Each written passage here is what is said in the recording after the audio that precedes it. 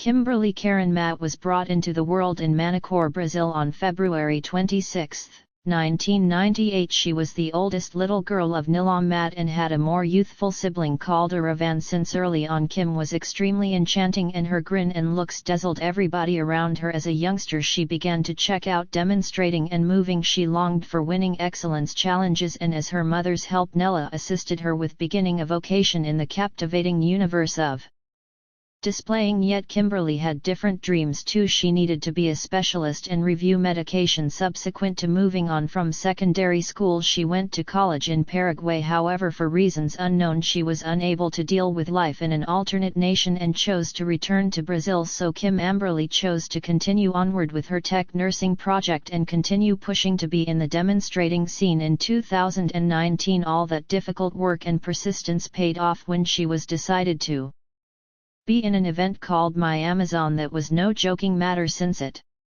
was the initial step to additional determination for Miss Brazil, and the victor would address the Amazon state. Kimberly was there to address her old neighborhood of Manacor in the Miss Amazon Expo. She didn't win, however she arrived in a decent 6th spot. Her family was so pleased with her and they were excited. After that, demonstrating organizations began seeing her. Starting there on she began getting a ton of displaying valuable open doors. While this was going on, Kimberly completed her tech nursing courses and settled on the choice to keep contemplating to turn into a dental specialist. To accomplish her objective she applied for a grant to learn at the Metro grounds in Manaus. She was fortunate to such an extent that she got the grant. With a ton of energy she moved to the city and set up home in her uncle's loft Henry Mto. Simultaneously she chose to apply for the Miss Amazon challenge. Again, it's obvious from her character that she viewed this in a serious way. All things being equal, she put forth an additional attempt to win. By focusing closer on her eating routine and running each day, she upheld herself doing as such. With the assistance from page she produced using publicizing she participated in. Later on she started to make some additional pay selling garments. Yet Kimberly realized that she needed to set aside the vast majority of that cash since she had plans to open her own dental practice in the future. As a model, Kimberly was mindful so as to stay aware of her virtual entertainment records. To remain top of brain, she shared photographs of her daily existence saying thanks to her supporters and posted some motivational stuff. One of those devotees was Rafael Fernandez Rodriguez. He's a 31-year-old fellow from São Paulo who was brought into the world in 1988. We realize that his father's name is Nilton Rodriguez, yet we don't have the foggiest idea who his mother is, despite the fact that Rafael's mother's character was a mysterious. Everybody realized his family was rich, so in 2017 he came to Manaus to attempt to find a new line of work at a territorial work court as a criminological expert, and there in Manaus he met this young lady. They began dating and got hitched after just 8 months, yet their joy didn't keep going long. In light of the fact that Rafael ended up being a truly desirous person, he attempted to control everything about her life, and envy assaults became normal. At first he would simply affront her, however soon he began utilizing actual savagery. He realized his significant other could document a police report against him, destroying his profession, so he offered her cash and stuff like a vehicle to keep calm. That plan worked and she didn't record a report. Yet following 2 years of marriage she petitioned for a separation. So when Rafael ran over Kimberly's online entertainment profile and began following her, he was single and was searching for some new love. And afterward, one day in spring of 2020, Kimberly posted that she was going to the club with her companions, and afterward, out of nowhere, Rafael was completely charmed by Kimberly's magnificence, so he concluded that was his opportunity to meet her. So he made a beeline for the club as well, and when he arrived, Kimberly was there in the group. So when Rafael saw her, he recently began advancing once again to her. Anyway, that boldness wasn't worth the effort. Kimberly didn't put it all on the line and really turned him down. The person didn't take no for a response and continued chasing after her, continually informing her via virtual entertainment. The young lady remained solid and made it clear she was more into her investigations and profession right now than adoration connections, and this time Rafael chose to continue on and had the option to persuade Kimberly to give him her number. After some time their discussions turned out to be increasingly close, and only half a month after the fact they chose to go out on the town. Obviously there wasn't a lot of opportunity to contemplate getting hitched. When Rafael got what he needed, he chose to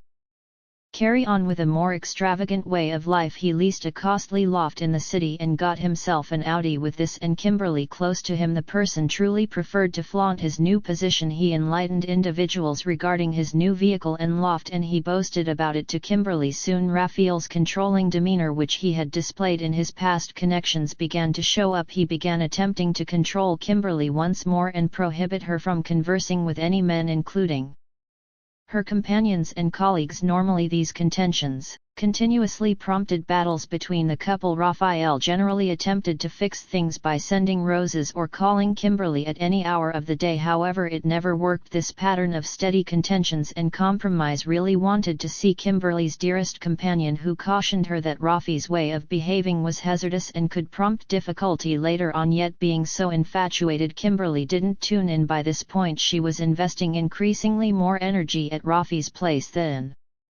at her own, in spite of the fact that she never remained the evening living respectively. Driven Rafi to propose union with her, he said they ought to live respectively and have a family, yet that wasn't in Kimberly's nearby plans. She let him know she wanted a chance to consider it. The news chafed Rafi and he took steps to dump her. Later he was sorry with blossoms, yet things were as yet tense between them. After that separation their relationship turned out to be exceptionally stressed. On Sunday, May 10, 2020, Kimberly was out running in Minda Civil Park when she got together with her Uncle Henry and a few companions. All of a unexpected Raphael appeared. However, despite the fact that they'd as of late had a couple of conflicts, Uncle Henry saw nothing amiss with their connection. In the early evening, Kimberly went to a companion's place and from that point messaged to Nella wishing her a cheerful Mother's Day. When the sun began to set, Kimberly began to ponder bringing a taxi back home, yet she saw that the cost was excessively high, so she chose to call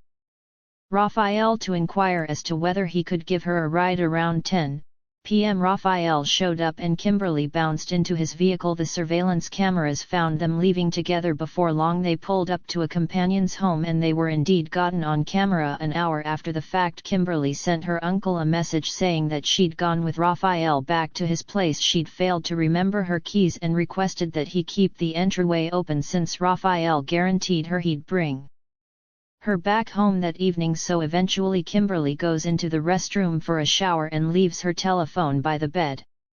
Rafa, being the subtle little __ that he is, makes a move to open Kim's telephone. He begins perusing her messages and sees that she's been messaging a wide range of folks, her companions and, surprisingly, certain individuals. She doesn't realize that. Well, this truly gets Rafi's goat, so he goes into the kitchen and snatches a blade. He conceals it under the pad and trusts that Kim will escape the shower. When Kim at last comes out, she sits down close to Rafi in bed without understanding that he's checked her telephone. Rafi is enraged to the point that he would be able scarcely hold back it. He's pondering the way in which he ought to tell her what he found. However, at that point he chooses to stay quiet about it. After all, who needs to manage the show while she assumed she was protected? Raphael went after her and took her existence without a word. Then the person attempted to conceal the wrongdoing. He tidied up the blood on the bed and the floor. He even attempted to clean his body in the shower, yet before long acknowledged it was past the time to change what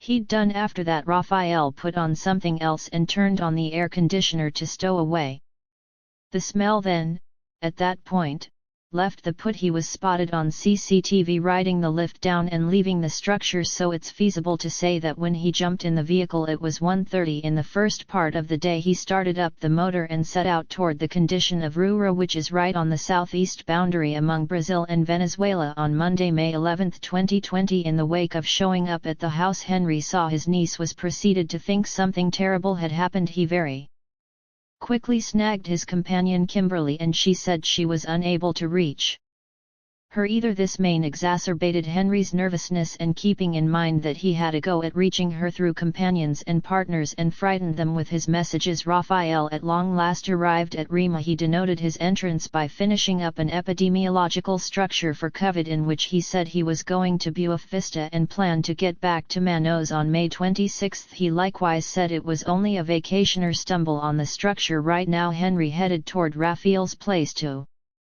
check whether his niece was home, yet nobody replied and no one let him, and so he inquired as to whether they saw everything, except they knew nothing either. Nobody had seen Kimberly or Rafa's vehicle from that point forward. After that, Henry called the police and revealed their vanishing. He was stressed over both of them, figuring they could have gotten into a mishap or something. The police said it was simply a question of holding up in light of the fact that Rafe and Kim were adults and could have gone on an unconstrained excursion around mid-afternoon en route to Buena Vista. Rafe had a mishap in Vero Public Park around 30 kilometers from Caracay. His vehicle flipped over and was all out, and in the process he lost his ID and telephone. Now he was truly in a difficult situation. However, I needed to do something. I strolled to the closest town and requested help. I found a transporter who consented to take me to Carreri. There I figured out how to pull out some cash and get a taxi back to Buena Vista. From that point I rehashed the cycle, changing cabs, and this time I went to Carti, which is around 200 m from the Venezuelan boundary. My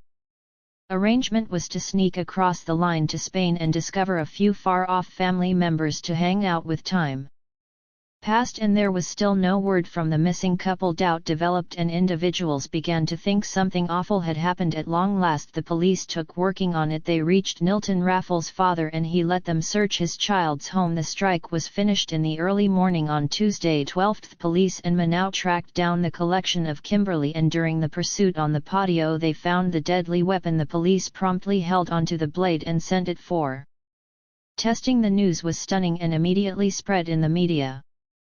Police needed to call the mother of the casualty to illuminate her about the misfortune. From that point on, police zeroed in on finding Rafael, who had disappeared without anybody seeing. His mom let police know that she figured he could have been seized and that it was conceivable that he was a survivor of a burglary. She said that her child was an effective man who had cash, and she demanded that savagery in burglaries was what was happening in unfortunate urban communities like Manaus for the police. However, these explanations weren't sufficient and they chosen to watch the CCTV film from Rafael's home, which permitted them to sort out the timetable of occasions that evening. In the meantime, the consequences of a weapons examination were in. It worked out that Rafael had left his fingerprints all over them, so the person turned into the fundamental suspect, and the state court in Amazonas gave a warrant for his impermanent capture. Photographs of Rafael made the news, and the security division set up advertising so individuals could without much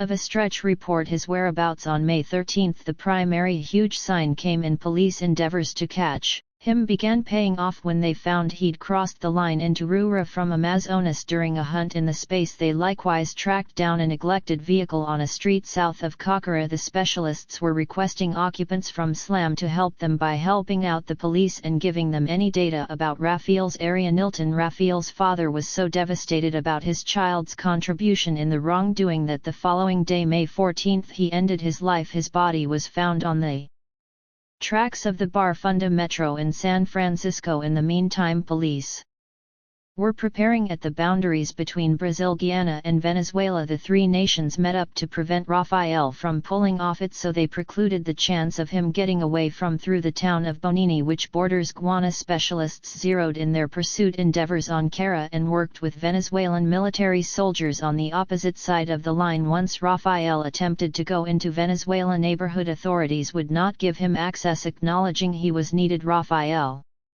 requested shelter from 6 neighborhood Venezuelans who lived close by and advertised to pay them cash. They consented to conceal him in a transitory cottage in the forest close the Ducayo Mora region. Realizing that Rafael was crossing the boundary, the military calculated that his catch would be impending. An insider gave the police intel from the tactical police of the mainline organization, letting them know where and who Rafael was with at that point. However, getting him was no simple errand. When the police appeared at the area, they ran into a gathering of folks who were safeguarding the lawbreaker and had cleavers. The police retaliated and made a perilous circumstance, yet fortunately they had the option to stifle them, and in the early evening on May 15, 2020 they at last got Rafael in a house where he was stayed. His protectors were likewise gotten. The 2 youthful folks ages 24 and 17 got accused of supporting and abetting an endeavoring break. After his capture, Rafael was taken to a police headquarters in Manaus, spent significant time in murder and grabbing cases. Soon after that the police let him know they had sufficient proof of his culpability and the person didn't deny it. They took him to a nearby prison and accused him of first-degree murder. After following quite a while of delaying and pondering, Kimberly's mother Neela could inhale a murmur of alleviation, realizing a fair consequence would be given for individuals of Manicoor Borist old neighborhood. The report about his preliminary was an alleviation too. Under the steady gaze of it began, Raphael's legal counselor said his activities were because of an unidentified psychological sickness, yet after the preliminary the adjudicator said there was no evidence of that. Rather, he requested a mental test for Raphael, yet that safeguard contention was tossed out a couple of months after the fact. Turns out the man was absolutely rational, so Real was at last ready to go to preliminary. The primary hearing for the case was on December 9, 2020 in the condition of Amazonas court, directed by Judge Ancio and examiner Clarice Brea for the state. During that day they took declaration from 8 observers, both from the safeguard and indictment. Real himself chose to take the Vine choice. He likewise responded to no inquiries from Judge Ancio or investigator Clarissa. In April of 2021 Rafi had a subsequent hearing, and Judge Ancio concluded that Rafi ought to be attempted by a jury of individuals rather than an appointed authority. By then Nella had 2 fights going on. One was for equity for her little girl and the other was for her own life, on the grounds that presently before she had been determined to have leukemia. On October 27, 2021 the preliminary started with a jury of 4 individuals, men and 3 ladies. Neela was the primary observer for the arraignment, who needed to partake in the conference by means of video connect while at the Giglio Medical Clinic in Vargas at the time. In the wake of responding to inquiries from both the indictment and the guard, Neela said she didn't hold any resentment against Raphael despite the fact that it was difficult to lose her girl. This was trailed by additional declaration from the protection and indictment as well as the consequences of the assessments. Then it was the ideal opportunity for the blamed to be questioned. He would not respond to any inquiries from the arraignment and just tee it to his guard legal counselor Yusar Burko. When the attorney inquired as to whether the justification behind Kimberly's demise was envy, the denounced said no, and that his inspiration was the falsehood the young lady let him know when she investigated his eyes. Furthermore, he realized it was each of a falsehood since he saw the instant message on her telephone. After the observer affirmed, the cross-examination of the denounced began with a discussion between his safeguard and indictment. The 2 investigators went through hours going over all the proof and contentions. At last the appointed authority chose to stop the conference until the following day so they could talk more. When they proceeded with the following day, the legal counselors contended and introduced more proof. It was the ideal opportunity for the jury to conclude the case. The court had a lot of charges against Rafael Fernandez. They made sense of the multitude of subtleties of how he treated the jury, like how he violated the law in Article 121. That article discusses murder. Rafael defied every one of the norms in that article. He had a terrible rationale, utilized some legitimate security that barred the person in question, and even did it since he was a lady critic. On Thursday, October 28, the Manaus City Court concluded that Rafael was at real fault for homicide. They allowed him 14 years in prison, yet that was a mix-up. Rafael ought to have gotten a more extended prison sentence. Only a couple of hours after the preliminary finished, Neela, Kimberly's mother, passed on. At that point, Kimberly Karen Matt's memory in Menorah will live on to local people. She forever be their sovereign honeybee.